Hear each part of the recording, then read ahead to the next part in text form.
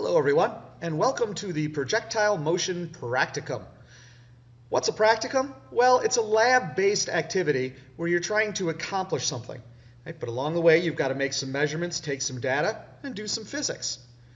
So in this case, you've got, in the back of the room, you've got these projectile launchers, spring-loaded projectile launchers set up.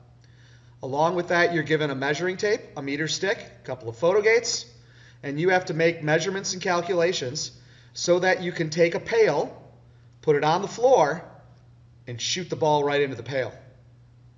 Very dramatic. A little bit fun, too, as well. Now, there are a few rules to this, and I do want to mention a couple of things. First off, we have some new equipment this year. Rather than, as in the picture here, two separate photo gates, we now have a single photo gate box that has two photo gates inside of it. So if you look in the back of the room, you'll see that there's just one big photo gate. Okay?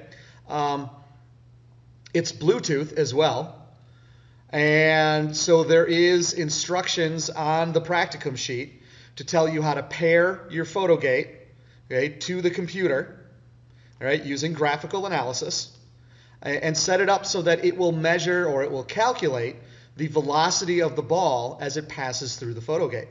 In other words, it'll figure out the muzzle velocity, the launch velocity, all right, of the spring-loaded projectile launcher. Right, so there's just one photo gate, well, one box with two photo gate beams inside of it. The launcher should be at 0 degrees the whole time. We're shooting this ball horizontally. All right. To see that, this little thing over here is an angle guide. There's a little ball hanging down here. See that little ball? Okay, it's a plumb bob. And it should be right on top of 0. Okay, this is very important because this is going to go into your calculations that it's shot off horizontally. So if it's not set up to be right on 0, call me over so I can adjust it. You're going to put the steel ball in the launcher, right? And there's a wood plunger which you're going to use to cock it to the long range position, which is like 3 clicks. Basically push it all the way in. That way it comes out faster and it's going to go further and it makes it better, like a little more dramatic, a little harder to do. Okay? Don't stick your finger in here. Don't look down the barrel. You don't want to get stick your finger in there, you get your knuckles stuck. Okay? Use the plunger. And when you do that, by the way, you might want to put your hand on the back side of it and then push into the front side of it. Okay, so that it doesn't move all over the place, because if it moves all over the place, you got to readjust everything. Now, here's the catch, okay, to this. This is not a guess and check activity. This is not let's shoot it, see where it goes, and then put the pail down, okay?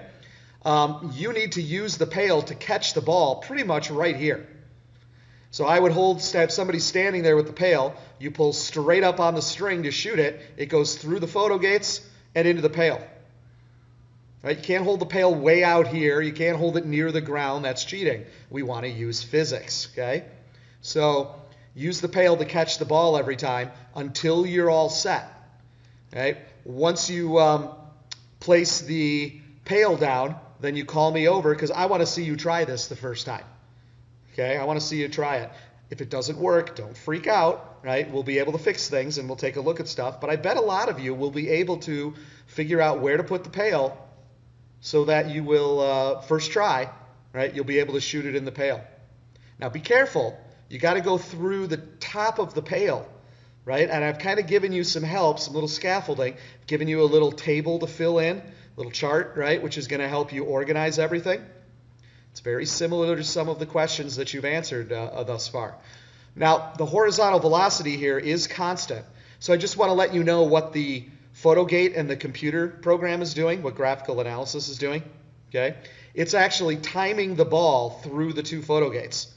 So it starts the timer when the first photo gate is interrupted. It stops the timer when the second photo gate is interrupted.